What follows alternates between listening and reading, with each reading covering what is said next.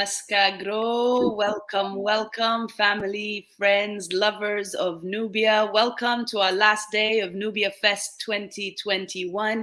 Please allow me to make a brief introduction in Arabic to our friends and family and our elders who are tuning in from Arabic-speaking countries and will not comprehend or understand and be able to engage in English with us. Take a moment while I make that introduction and let them know that this amazing, exciting conversation that we're about to have will be translated, and we will be adding subtitles in Arabic for our family and friends to gain some of these blessings and wisdoms that we are here. We're so blessed to have Dr. Charles Finch with us.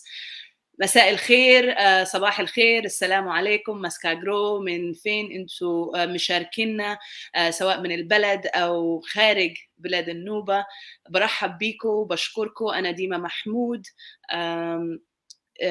نوبية محاسية من السودان، من كباجة. عندنا لقاء مع الدكتور تشارلز فينش، وهو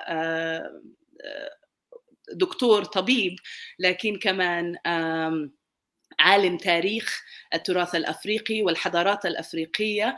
البرنامج حيكون باللغة الإنجليزية، لكن إن شاء الله ناويين نترجمه باللغة العربية، وبنحط الترجمة بالعربي، وبنعيد طرح الفيديو على يوتيوب وعلى صفحاتنا على فيسبوك. يا ريت تتابعونا وتعملوا فولو للصفحتين عشان تعرفوا لما الفيديو يتزود. بنشكر. We welcome Brian Smith, hello from Chicago.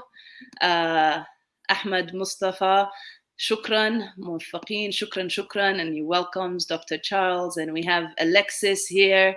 Love you, sis. She is tuning in from Puerto Rico. Please take a moment, tell us where you're tuning in from. The love of Nubia transcends boundaries, and like Nubia herself and like our river Nile, we don't do borders. These borders are imposed on us. We don't recognize them. So we thank you, Dr. Charles. Thank you for being here in this virtual chat, in this virtual conversation by the river Nile. I am so grateful, and I must recognize and give thanks to Grandmother Rabia, medicine woman, for establishing this connection and for allowing for this space to be held for you to share some of your amazing, amazing wisdom and knowledge, and I look forward to it.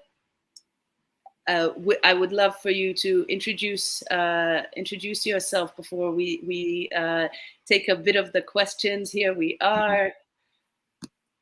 The love is already pouring in the comments, and I will be putting them here as we go, but we are ready for an introduction. We have Dr. Charles Finch. Yes. Hello, I'm Charles Finch. As has been mentioned, I am a MD, medical doctor, living now in Atlanta.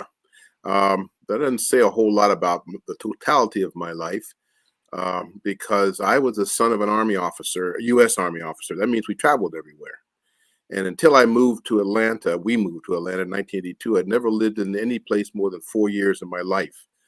And that included, by the way, and I think I'm talking too much, but you know, our Candace will bring me home.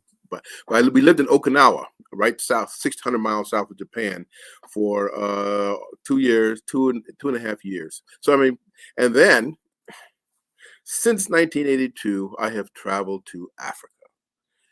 I lost track after the 82nd visit, mostly to the country of Senegal. And that's the reason why I was listening with interest to her talking in Arabic.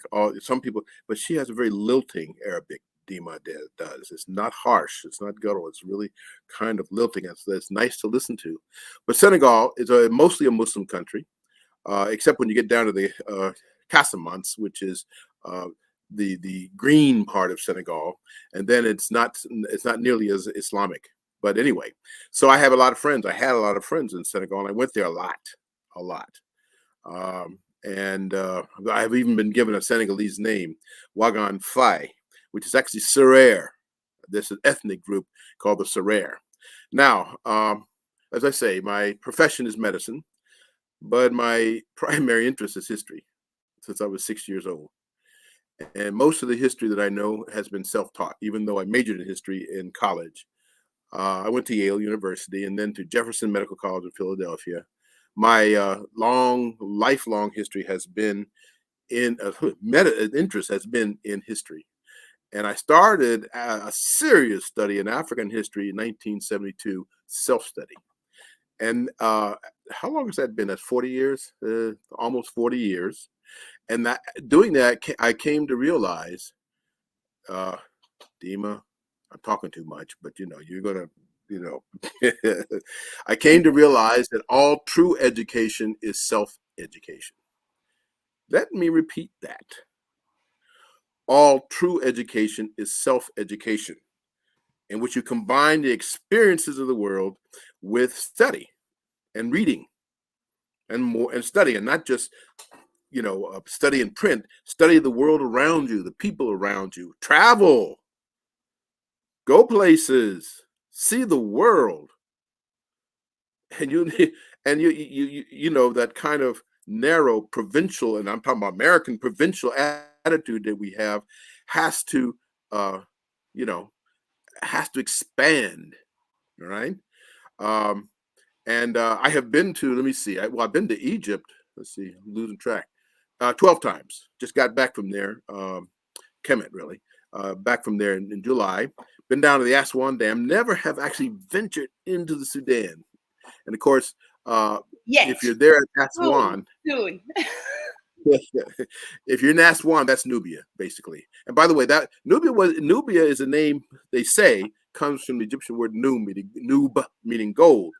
But before it became Nubia, the Egyptians knew it as Ta Seti, the land of Seti. Ta is the word meaning earth or land. Seti is one of the names for the god Set.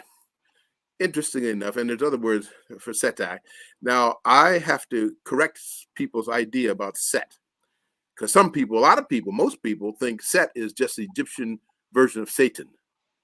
No. He is the oldest male deity in the Egyptian pantheon. Understand, let me underline male, because the oldest deity is Ta-Urt, the mother goddess shown as a pregnant hippopotamus on the so-called zodiac of Dendra, which is inscribed on the ceiling in the Temple of Hathor. Oh, I love Hathor. Het hair. She's the mother of Horus. Okay. Now I was born and raised a Christian. Okay, Catholic, but I've never, ever, ever, ever let that limit my perception of the wider world of religious, spiritual belief. So anyway, I keep going off on tangent. That's perfect, and it's a great tie-in to what I normally like to start this series, by the river. Now let me get this out. Finish this out. Please. Hathor. Hathor means mansion of Horus. With Isis and Mut, she is the one of the greatest deity, goddess of the Egyptian pantheon. She is the cow goddess, and she is the moon goddess, and she's shown coming up out of the tree. Hathor is, and she is the goddess of love. She is the prototype of Aphrodite in the Egyptian, in the Greek system. And I'm just going to throw this out, Dima, and then we can everything the Greeks got, everything the Greeks knew, everything the Greeks became came from Africa, Egypt, and Ethiopia. They admired Ethiopia as much as they admired Egypt and said so. Don't take my word for it. Do your study. Don't just read. I'm talking about people out there saying, "Oh no, that can't be true." But the Greeks themselves said it themselves. Herodotus, you ought to read Herodotus. You want to know what the Egyptians were? He went down and says, well, yeah, the Egyptians, this is Herodotus about 5th century BC. The Egyptians this is his, what do you call it, direct quote. And he was there and he was looking at them. This was not hearsay. He went from Cairo, what is now Cairo, all the way down to what is now Aswan. And he said the Egyptians were, like so many other people in the world, black-skinned and woolly-haired. Read Herodotus. You can find Herodotus anywhere. And read that chapter on Egypt. He says it loud and clear. So this, and there's still, I've even gotten, what do you call it? People who, what do you want to say, object to my insistence that the ancient Egyptians were black people. Hey, take it up with Herodotus and Diodorus and all the other ancient Greeks. None of them ever tried to say that the ancient Egyptians were anything but black people. And it was so commonplace that nobody even paid attention to it as such. Well, everybody, it's just like it was common knowledge. Everybody knew it. So you didn't just, you didn't, get into a fret about it.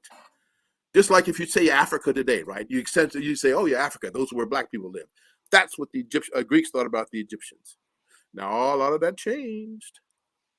There were actually four, but between, let me see, 630, the first 600 years before Christ, 630 years before Christ, there were three non-African invasions of Egypt. Persia, Greek, Macedonian Greece, and Romans. Then I can never remember the exact date, but it's the 7th century BC. 7th century AD, 7th century AD.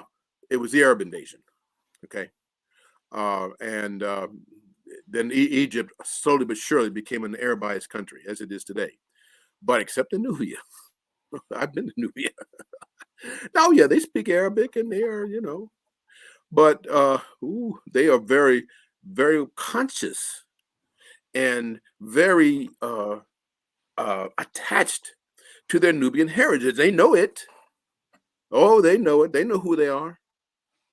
They know where ancient Kemet came from. The people of Kemet came from the south and said so.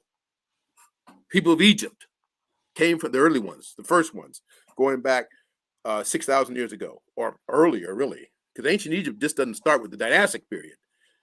The Sphinx is 10,000 years old. 10,000 years old. Don't take my word for it. Read Beauval and Hancock. Beauval and Hancock. Oh gosh, I have the book behind me, but I don't want to take time to go looking for it. And how do they know? How do they know? And you can see it if you go. That's the thing. That's the thing about Egypt. All these things I'm talking about, most of them are there for the observer to see. And if you go to the Sphinx is probably the most famous statue in the world, with its nose blown off, and we can talk about that later. Napoleon did that, but that's we'll talk about that later. But they have dug all the way down to the bedrock of the Sphinx. And this is what made Beauval and Hancock, when they saw that, they looked and said, well, look, wait a minute. They're looking at these geological, because you see, there are geological strata, geological layers that they could see going all the way down the bedrock of the Sphinx. They said, well, the Sphinx is at least as old as these geographical layers. That's why they say it can't be any younger than 10,000 years, and it's probably older. Now that changes everything about what you think about so-called ancient Egypt, and really the Nile Valley. Let's talk about Nile Valley, okay? Because the Nile Valley civilization is probably more inclusive, all right?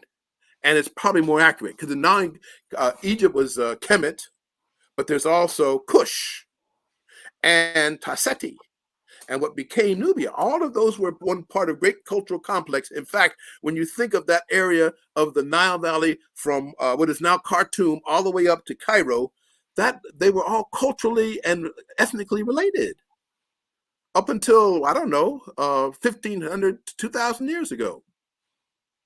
They all say they were different versions of the same people. Just let's look at England.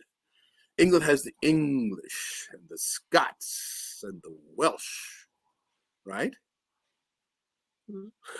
and you look in the French have the same thing. Where was Napoleon from? He was from the island of he was Corsican.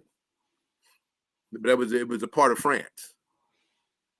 The Italians, the Italians and the northern Italians and the southern. Okay, I'm going off, but the point is, we're all part of the same cultural complex, and that includes that period, that span, period. Come on, get your mouth straight. That stretch of land from what is now in the Sudan. What's the name? Khartoum. Khartoum. I just said it and I forgot. That's age for you now. You say something and you forget it right away. All the way up to Cairo. Now you wouldn't know it by going there. Now I haven't been to Sudan. I don't think I've even touched down on it. I've been to Nubia though several times because I've been to Egypt 12 times. Okay, and I've been to other places in Africa, Kenya. Oh yeah, you ought to go to Kenya. And Ethiopia too. Boy, those are fascinating countries. But that's and all connected, as you say, and we have many lessons, and this has been my journey with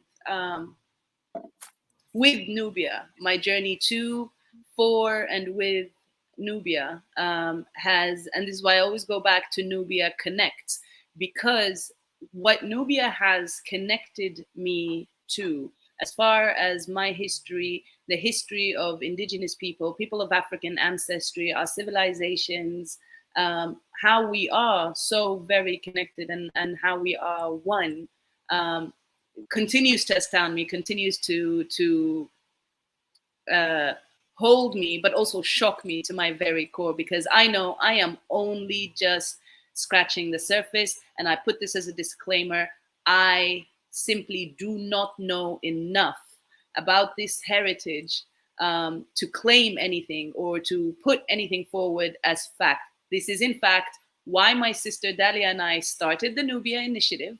It is also, back in 2016, it is also why I am having this particular series, because part of my journey was realizing that as much as there is love for Nubia, as much as I feel this love for Nubia through people I meet in different parts of the world, I also recognize that who Nubia is to different people varies, and how she presents herself to different people also varies, because in many ways I see her as a mirror, and that mirror is the river Nile for me, and the river holds truth, water holds truth, she holds memory. And so I like to start this conversation by asking, and I preface this by saying that the theme for NubiaFest 2021 is No Nubia. And by No Nubia, we say, as you can see it in the ticker on the bottom there, it's with a K and a W. It is a play on words, but it is ultimately a response to people, specifically Arabs in what is now today, or Arabized people in what is now today, Egypt and Sudan, who will blatantly come out and say, there is no Nubia. And to them, we respond and say, before you say there is no Nubia, know Nubia. Get to know Nubia, get to ask questions about Nubia, get to find how Nubia connects you to something you can only imagine. So I'd like to start this by saying, you obviously know Nubia. And my question to you is, of what you know of Nubia, of what you have taught of Nubia and Nubia's civilization, who is Nubia to you? Okay, it's the area mostly starting in or around what we today call Aswan, where the dam is. As you know, that dam kind of severs southern Egypt from the Sudan. All right. Violate. But then, I'm sorry? Violates. Yeah, well, that's another way of looking at it. Okay. But Nubia extends, of course, into what we think of as the Sudan. All right. And but before I come there, let me say this.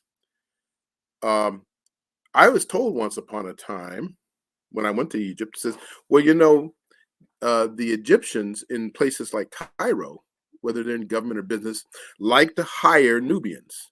Why? Because they're honest. They don't steal. This is what they said. This is what they said to me.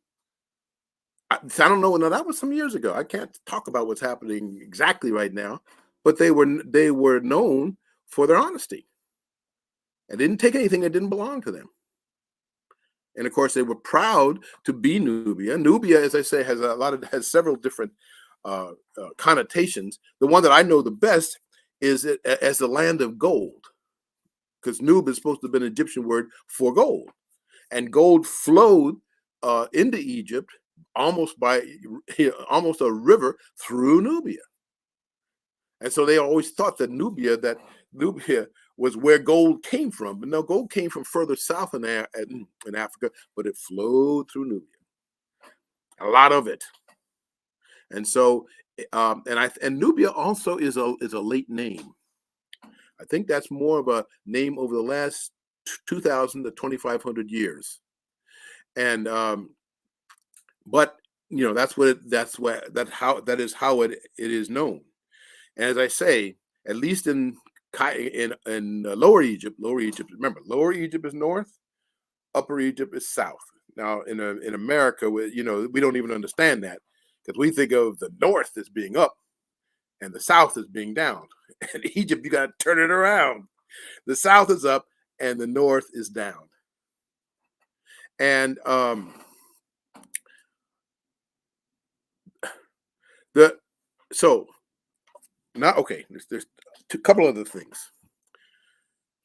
The pharaohs, many of the pharaohs' pharaonic wives were Nubian. And queens, not just wives, queens. Now, let's talk a little bit about Egypt, because there's still people who, believe it or not, do not want to accept the idea that the ancient Egyptians were Black Africans. And that's exactly what they were. The land they called their own country. They had several names for their countries. Kemet, let me come back to Kemet. One was Tameri, which means beloved land. Okay. And the other is, there's some others, but the other one is Kemet, which means literally the black land. Now, I saw this just today, this morning, clowns talking stuff as far as I'm concerned, but that's a whole nother thing. But they said, well, that's just the soil. Yeah, it's the soil, all right. Because they call the desert the red land, the Jezeret, the red land, the land of Set. But you know what the name for the Egyptians were for themselves? Kemiu. And it meant literally the blacks. The ancient Egyptians didn't have any qualms or questions about who they were or where they came from or what they look like. And so, as has been intimated before, there is a seamless,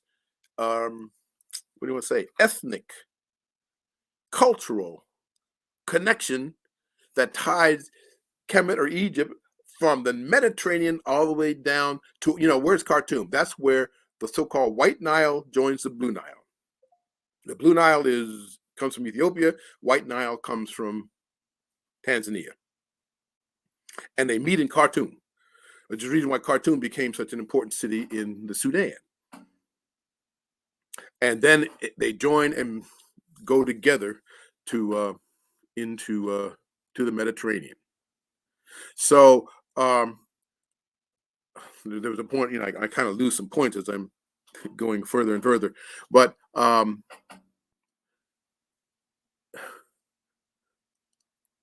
there was, as I say, a seamless cultural and ethnic connection that linked Nubia, so-called Nubia. I have to say a little bit so-called because it's somewhat of a late term. I mean, it's what we use now, but it was called something else before that. But the pharaohs took a lot of their wives from Nubia. Why? Because the Nubian women were so pretty. Even then. Oh, yeah. They were known for their beauty even then. Dima, is that still true? Look at Neba. I'd say they were known for their power more than they were for their beauty, and they are still known for their power as such. now, see, now you're getting ready to take me further, but seemingly away from our subject. I have met very powerful. I got to use the right word here. African female healers. I I've known them. I still mostly from Senegal. The people who can read you, who can look at you and read you, and who are known for their healing power and their power, period. And you don't quite want to mess with them, even though this is a Islamic country and whatnot, and this, that, and the other. Yeah, but those they call them Ndipkats. Ndip is the traditional Senegalese spiritual way, and the primary practitioners of Ndip are the Ndipkats.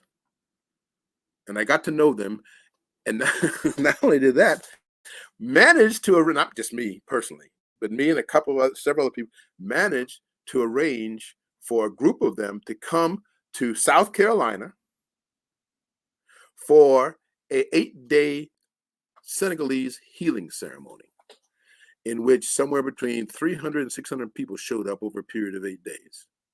First and only time in American history, Black American history, any kind of American history, that has ever happened before or since.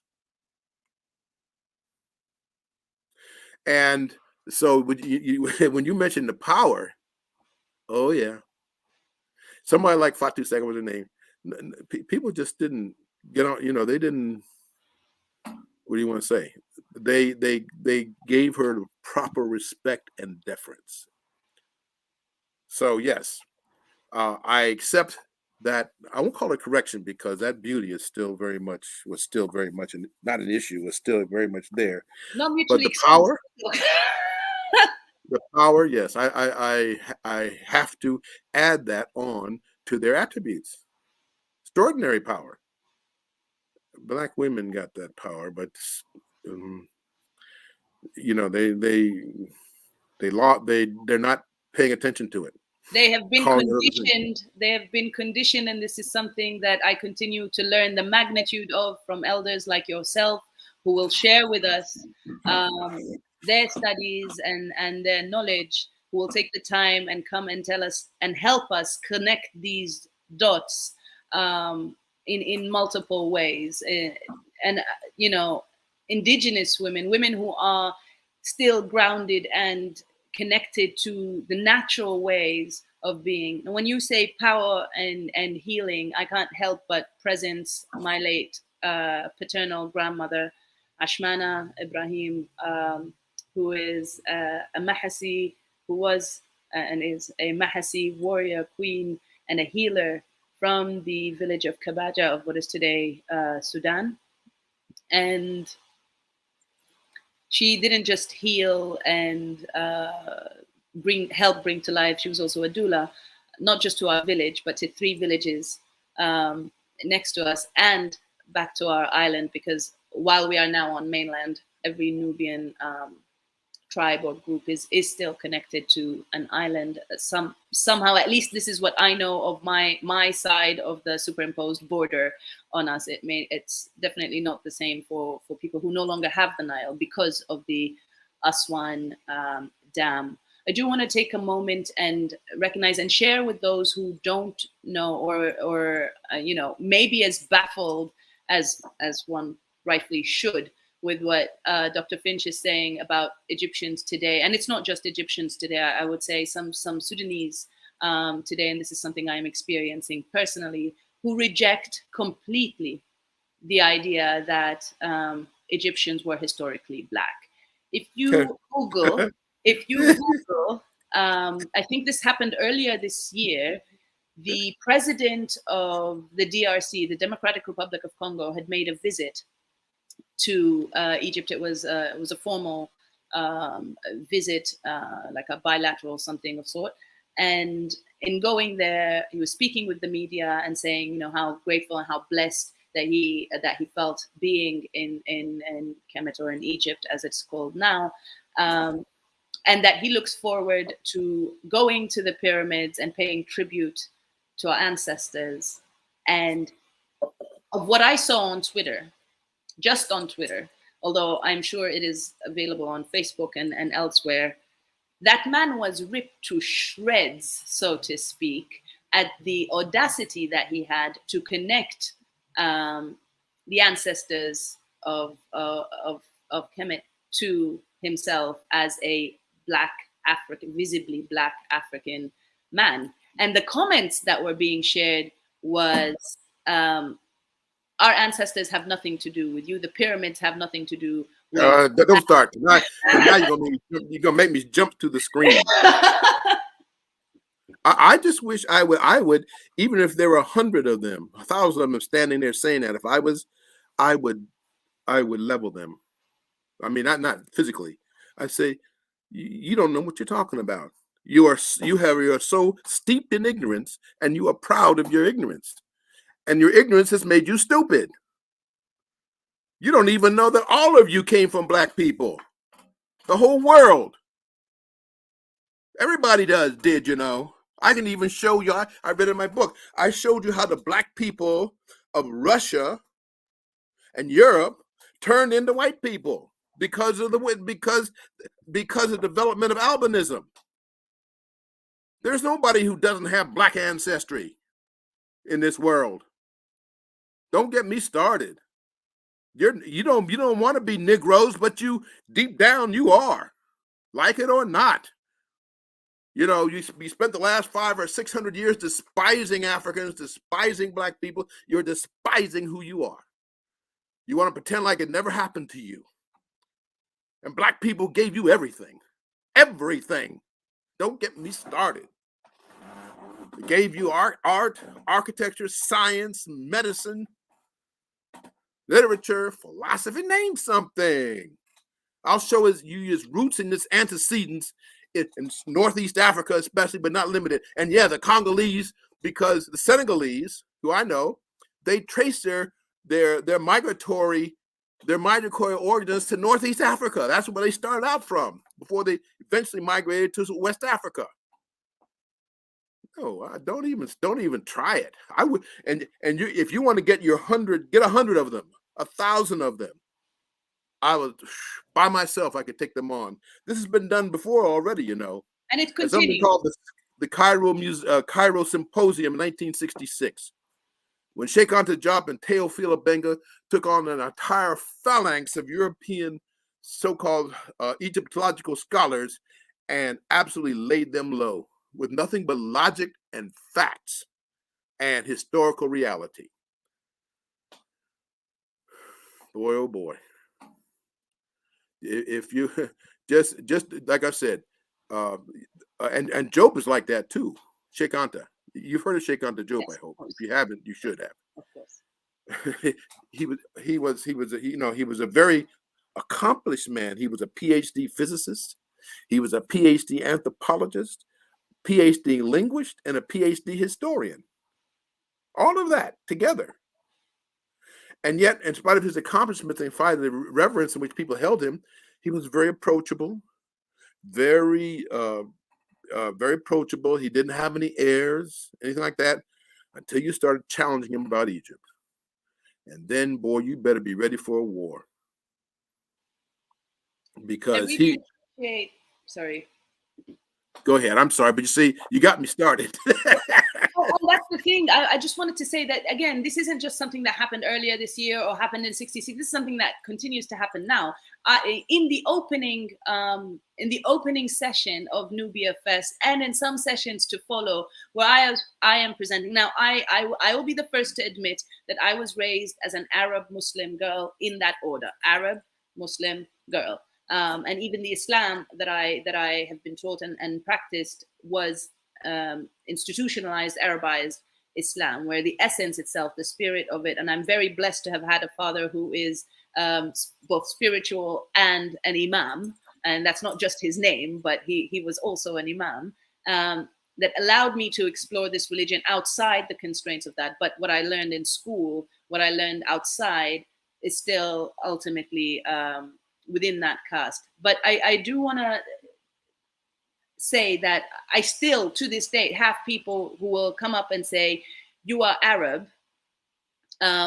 Stop being tribalist against Arabs. You can still learn and speak your Nubian language and be proud Sudanese Arab. Here's the thing. I am not an Arab. I don't claim to be Arab. I am, yes, I speak Arabic. That makes me an Arabic speaking African. It doesn't make me Afro-Arab. It just makes me Arabic. I'm speaking English right now. That does not make me English. It does not make me British. If I speak French, it does not make me French. And the French will be the first to tell you. If I speak Greek, that does not make me Greek. I am Nubian. The reason I don't speak my Nubian language is that I have been robbed of it, is that it is banned. It is currently banned to teach and learn the Nubian language in schools in what is now Egypt and Sudan. This okay, let me stop there. It's banned? You know, are you banned? Banned. We are not allowed to teach our language. We are Somebody's not. afraid. Wait, you know, that's fear, you know. That is fear. Trauma. That is internalized. Yeah, but they are afraid. They are afraid of, see, if you reconnect and recollect and re-examine and reclaim all of that what you were in your history, your culture, your language, etc., that threatens everything that they have and have tried to create. So their attitude toward you is based on fear, as all prejudice is. Remember, all prejudice and all bigotry is based on a subliminal fear. Boy, don't, like I said, don't get me started, because we can, ooh, boy, I want to fight people. Well, that's the thing. You fight fear. People think, or tend to think, and again, that's part of the conditioning, and it's part of the, and it is at the heart of the relanguaging of communication, robbing us from our indigenous languages, because indigenous heritage, indigenous culture, and by extension, indigenous language recognize that we are spiritual beings having a human experience. So they recognize, these languages recognize our interconnectedness with everything. And so we have certain words that are simply not translatable to any colonizer language. And that main language that they can't translate because they can't understand, because they lack, because they have been disconnected and they allowed for ego to take over, is the language of energy, the language of love. And the opposite of love is not hate, for that matter. It is fear. And it is exactly that fear of which you speak, Dr. Finch, that stops them and makes them feel threatened and in their tracks from someone like me even exploring and daring to ask, who is Nubia? What is Nubia? On top of that, you are a woman. Telling them about themselves. Now, don't get me started on that.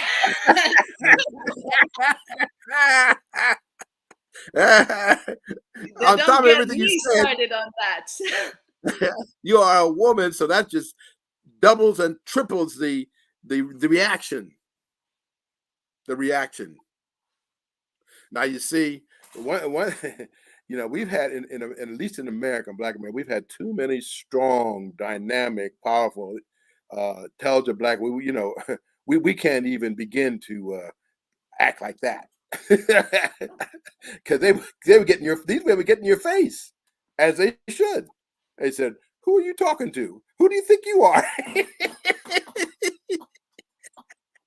To be honest, it's the same reason African spirituality has been tabooed. This is exactly why spirituality has been tabooed, because it is that gate, it is that portal, it is that way for us to connect to our true power. And once we recognize that we are truly unstoppable, because we are extensions of the divine has created it for a reason. When we understand that we don't need a medium between us and our creator, their role stops. It is why there was a need to impose an image on what God is. It is also why in Islam, you're not allowed to have an image of a deity. But they've used it in other ways in terms of the language. And I go back and I repeat, this is why we need to revitalize every single endangered indigenous language. Exactly that, because there are practices, although Nubians today have embraced Islam, I am one of them. I am a very proud Muslim.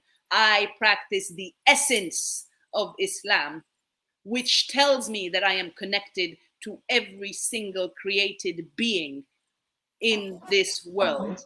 But as much as our Nubian families have embraced Islam, we still have spiritual practices that make no sense and raise so many questions in this patriarchal, institutionalized version of Islam. Why Nubians, and this is something I learned again during NubiaFest, and it's why I'm grateful to have this platform, people come with this wisdom, is that prior to a wedding, Nubian families will come together, they will cook, and the entire village will go to the Nile, will go to the river and throw food to the Nile so that the angel or the spirit... Okay, stop right there. Stop right there. Because I'm getting ready to try to tell you one of the experiences I had the last time I was there. This was just a month ago. This was in the, we were on the island of Elephantine. We were staying on the hotel on the island of Elephantine. I was awake. I got up at night. We were up on the 4th, 5th floor, and I just went out on the veranda, and you could see the Nile flowing north. And I never could appreciate the Nile as much as I did right then. I said, "Oh, this is the reason why they saw it." I could feel the energy coming from the river. I said, so this is the reason why. And now, this is outside of Islam, I want to tell you, but this is why they deified the Nile. That's why they deified it. It was a living being. It was a deity. It gave them life, literally and figuratively. And you could see that flow. And for the first time, and I've been to Egypt, I said 12 times. The first time I bathed in the Nile several times. But I had no sense of that, what the river meant, really, until that night. So maybe it was the nighttime aura, aura of it, and seeing it flow north through the darkness. That was the feminine energy, because nighttime means the moon is out, and when the moon is out, grandmother moon is out, that is divine feminine energy. Now you said feminine energy. You know what they say about the Nile? It came from the teardrops of Isis. It comes from the teardrops of Isis. That's what they say in ancient Kemet. Do you want me to repeat that? It comes from the teardrops the people in the back, Isis. Yes. Yeah. And although it may not be deified now, of course, because with embracing Islam, we recognize that everything we see here is created and not the creator. The river Nile remains sacred to Nubians, yes. and to modern day Egyptians and Sudanese as well. This is why we are on the brink of war right now. Who are you on the brink of war with now? Egypt, Sudan, Ethiopia, over all three of you on the brink of war? All three of those countries are on the brink of war? Over the dam. Over the one that you mean the Aswan? You mean the Aswan Dam, or the other ones they're thinking about building? Over the Grand Renaissance Dam that Ethiopia is building, which to Egypt is a threat to its very existing. That's right. That's right. It's over that. Yeah. All the turmoil that we are currently seeing in Tigray, there is a genocide currently happening in Tigray, and all the US can do is put sanctions. No one is claiming the roots of all of that. No one is calling to the attention the role of international institutions, international systems, the double standards within the international system that is allowing for this madness to happen. It all links to, currently in this situation, links to the River Nile. It links to the water, to the sacred waters of the River Nile. It links to what Spring of Light here said, what is under the dam, looking up and ready to rise again. That to me personally, and this is on a personal capacity, I can only say what I am feeling, and this is what I am feeling, that should the Gerd Dam go into effect and the Nile River waters stoop a little lower, we will see Nubia rise. All the things that were buried under sand or water, we will see her. She is showing herself in every single way, and it is just a matter of time before the rest of her shows up. Let me ask you this, Dima. What do you say is the geographical boundaries or limits of Nubia? It starts from where in the north and continues to where in the south, in your opinion or in your understanding? In my current understanding, and it is evolving, because as I said, Nubia keeps showing herself and keeps rising everywhere I go. And so as far as I'm concerned, there's a little bit of Nubia everywhere and in each and every one of us. What I have thus far been learning or have learned up until this moment, and it was written in Arabic, that كل ما هو بعد الفيوم إلى الخرطوم بلاد النوبة. Everything that is after what is today called Fayoum to right before Khartoum, that is the land of Nubia. But what I also know, and I don't know how to piece these pieces together, is that I know our people have gone far and wide. I know that. I know Nubians have come to Turtle Island. Not to say that Nubia is in Turtle Island, but I'm just saying I know our people have gone far and wide. One of my wait. Do you think your audience who's listening to this knows what Turtle Island is? You better tell them. They don't. They should look it up. You don't want me. You don't want to. Okay. If they don't, they should look it up. No, I am not condescending anyone. I acknowledge my ignorance in certain things. I can't claim to say I know why or the history of why it's called Turtle Island, when that switch happened, why the need to hold on to it. And I also recognize that Turtle Island as a term is what is the word? Controversial to some groups within the indigenous tribes of what is allegedly now called the USA, Canada, whatever. But I say look it up, not because I don't want to share this knowledge. I say look it up because that's what was told to me anytime as a child I had a question to my elders. When I asked about something, they say look it up, come back and discuss. Look it up, create your idea, create your own impression, then come back and discuss. And this is why, again, I presence my father and I thank him for how I was introduced to the different aspects of Islam. Is when I asked the question, he would say, I gave you the same book that I learned from. You go, you find that, and then you come to me, and then we discuss whatever questions you have. So when I say, if you don't know what Turtle Island is, I am not trying to be condescending. I am not trying to be insulting.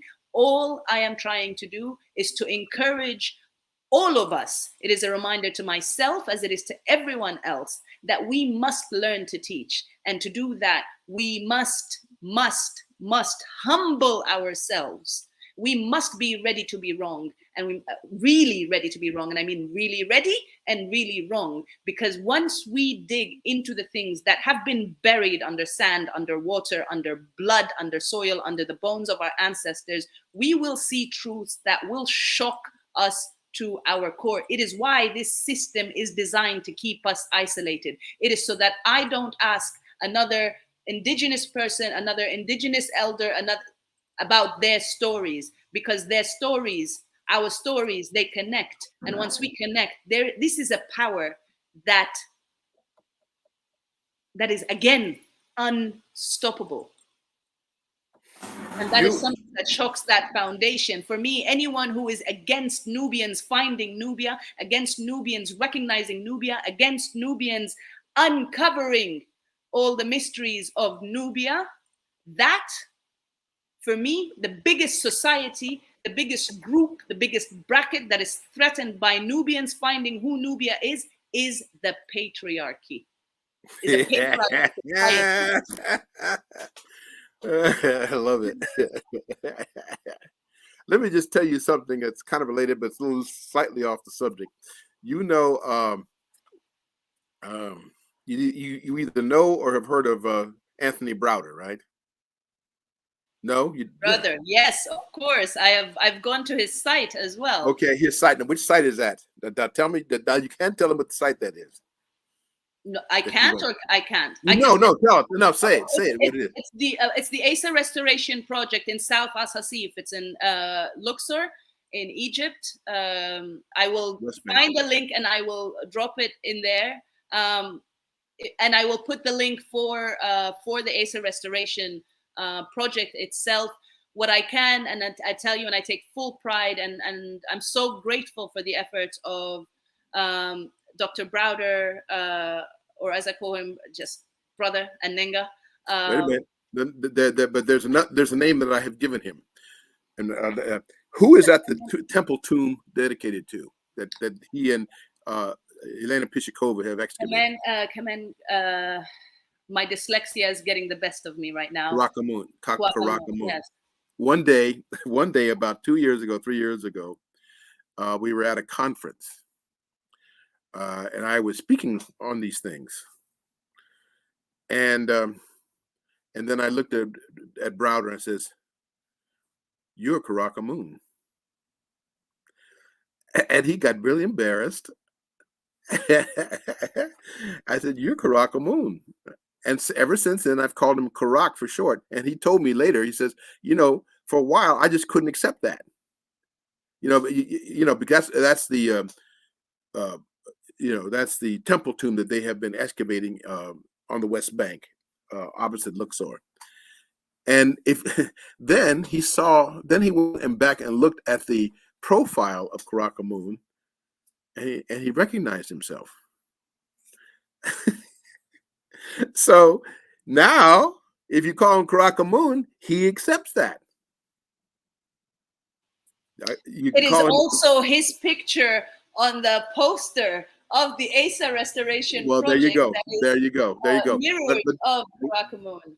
The story I'm trying to get to is that, okay, the last time I was in Egypt, every time I go to Egypt, I visit, and I take my group and I go visit the I go the temple tomb of Karakamun. We go across the Nile over to Luxor, and we go there, and we see it. And now it's completely excavated. The first time I saw it several years ago, the excavation was still in progress, but now the excavation is complete. So when I was walking back to the bus, it was about 100 yards. And I stopped right in the middle of between where the excavation is and where the bus was. Now, this is entirely, my own, what you want to call it, fantasy, I suppose. And I looked down, I says, oh, 20 feet below me, there's a temple, there's a tomb, there are statues, there are artifacts that haven't seen the light of day in 3,000 years or 2,000 years. You say, well, how do you know? It was called an impression.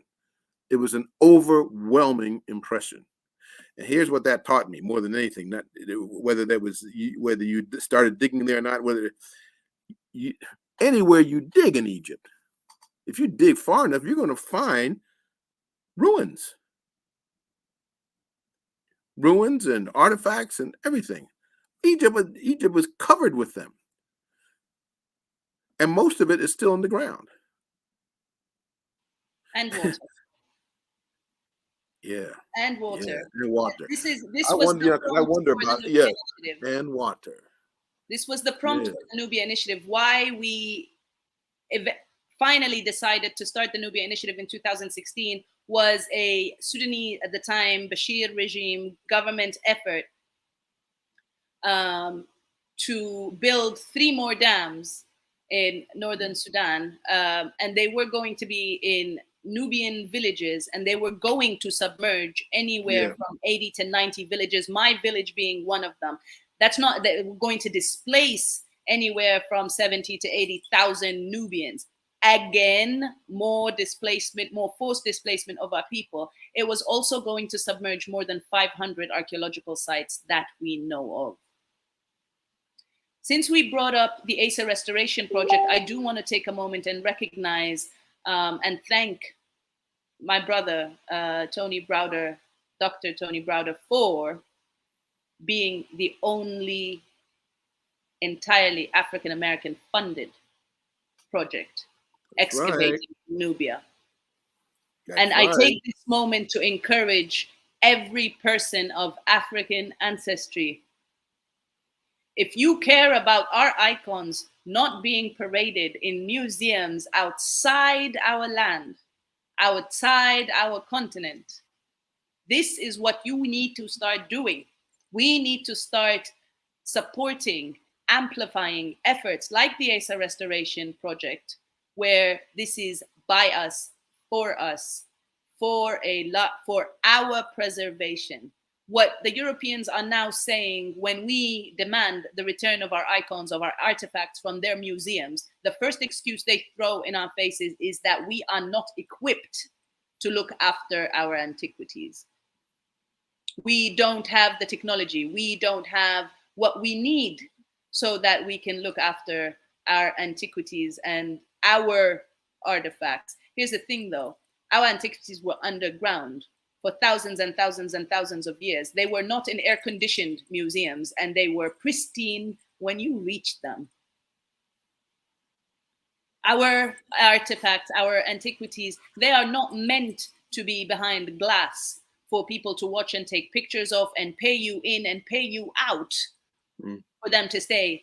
They are living museums. They are living tributes. Our heritage is alive, even if it's under sand, even if it's underwater. So please, please, please take a moment, follow the Asa Restoration Project, amplify it, share it, call on more of that. Our scholars, our archaeologists, follow the Society of Black Archaeologists, follow the society, the William Leo Hansberry Society of Black scholars leading in archaeology, anthropology, Egyptology, who continue to be sidelined because they dare claim and tell our story and our truth as it is. I want to again, what Browder says? Browder says they now know of 3 additional tombs waiting to be excavated. Him and his partner, Elena Pishikova. Yeah. Yes. Dima, we're coming close. We're coming to the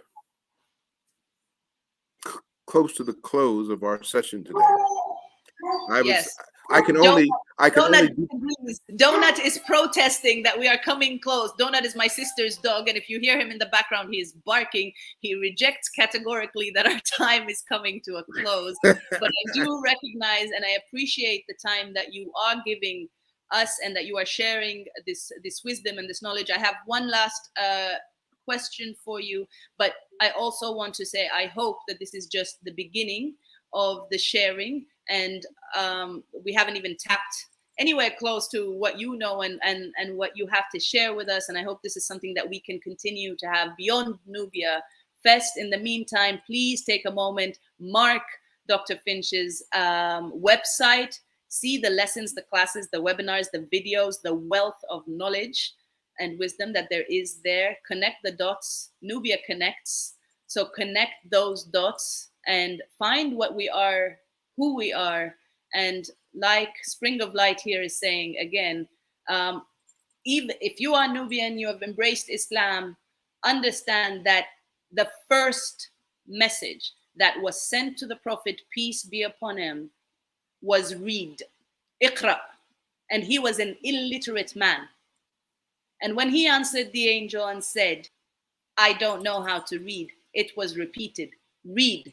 And so read he doesn't mean the literal reading. It means read the messages, read what is everywhere around us in the universe.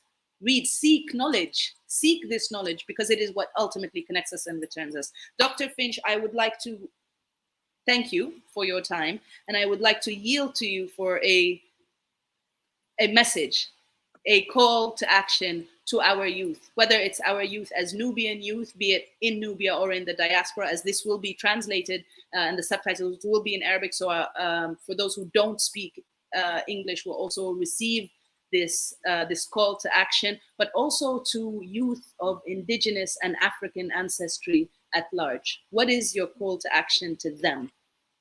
People of African descent, wherever you find them, across on either side of the Atlantic or anywhere else. There are African peoples all over the world, by the way, and that's a whole other subject. Believe it or not, have fallen into a deep, dark hole. That's what happened. And you don't have to explain it. It's there for everybody to see. So you can. So what's the process now? The process is the reascension, climbing, and I mean hard. That's difficult, and time-consuming, and coming back to, what do you want to say, a position of reestablishing our ancient place in the world through civilization, through spirituality, through religion, through anything that you can imagine. But here's the thing. You better be ready to take 500 years to do it. If you're not ready to put 500 years into it, don't even bother. It isn't, that task is not for you. 500 years to get, to complete the reascension. Let's call it that. Because the reascension is possible, and I assume it's going to happen. But I assume it's going to take 500 years for it to happen. And in the process of happening, there's going to be a lot of trouble. And yes, there's going to be a lot of blood spilled. And no doubt about it. A lot of pain, a lot of sacrifice. But then you never get anything in the world without sacrifice, do you? Not anything important. And put the 500 years in. I think the 500 years has already started, by the way. So be ready to put in another 480 years. I arbitrarily started at the beginning of this millennium, 2000 AD. That's kind of arbitrary, but it helps me kind of conceptualize the whole thing. If 500 years is just too much for you, then forget all this. Most Black people of African descent, wherever you find them, they don't want to think of things beyond their own lifetime. Well, then none of this is for you. None of this is for you. And you know what? The future ain't for you either. The future ain't for you either. Because, well, I don't know. I don't know what else to say except that. There is nothing else. This is what millennials, and I'll say maybe I'm one of them, though I'm more on the on the bracket side of that. But this is what they call a mic drop moment. There's nothing else to be said after that. Recognize that we have been traumatized into survival mode. Break that cycle. Seek knowledge. Follow Dr. Finch. I hope, it is my hope to have him again here to continue sharing, to continue learning together. Let's not be ashamed of what we don't know. Understand that we have been robbed of it, and it is a matter of remembering it, because we already know what we need to know. We have been created and fully equipped to everything we need to fulfill our purpose here. And it's just a matter of remembering. And I'm so grateful for all you have shared with us to remind us, to bring that light out, to provoke us with these questions, to continue searching. So I thank you. I thank you for this blessing of knowledge. And I hope to continue this conversation. For those who have tuned in, if you have learned anything from this conversation, please share it. Don't let this knowledge stop with you. And in my mother tongue, in my language, I tell you, Afialogo, as we close this session. Thank you again so very much.